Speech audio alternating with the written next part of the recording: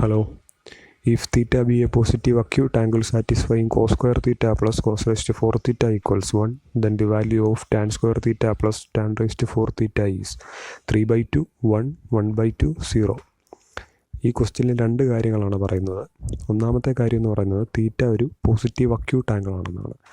Positive acute angle എന്ന് വെച്ചാൽ positive എന്ന് വെച്ചാൽ 0-ന് മുകളിലുള്ളതെന്നാണ് അർത്ഥം.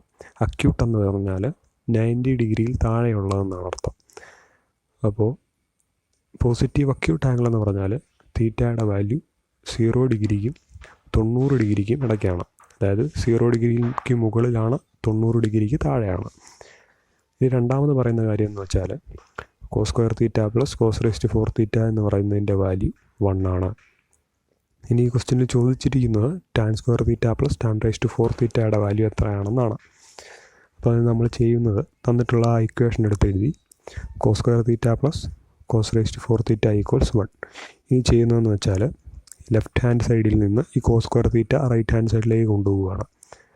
അപ്പം cos raised to 4 theta equals 1 minus ഇത് ഇപ്പുറത്തേക്ക് കൊണ്ടുവരും. ഇത് പോസിറ്റീവാണ്, ഇപ്പുറം വരുമ്പോൾ മൈനസ് ആവും. Cos square theta. ഇനി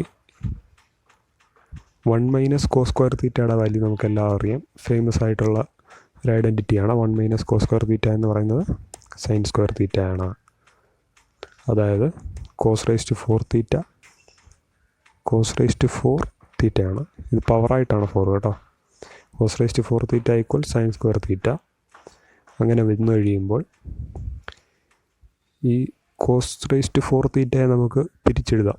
അതായത് cos square theta into cos square theta ആണല്ലോ കോസ് റേസ്റ്റ് ടു 4 തീറ്റ.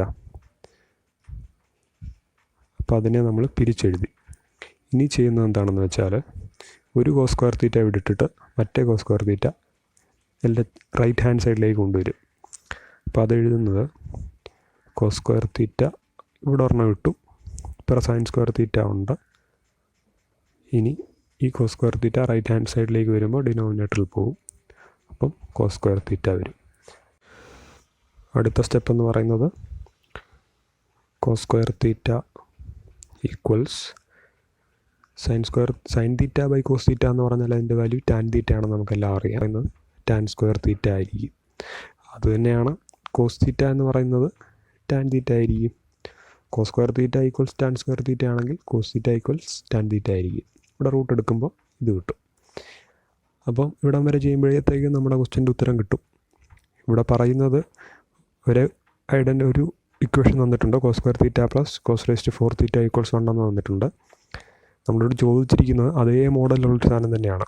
അതായത് tan square theta plus tan raised to 4 തീറ്റയുടെ വാല്യൂ എത്രയാണെന്നാണ് ചോദിച്ചിരിക്കുന്നത്.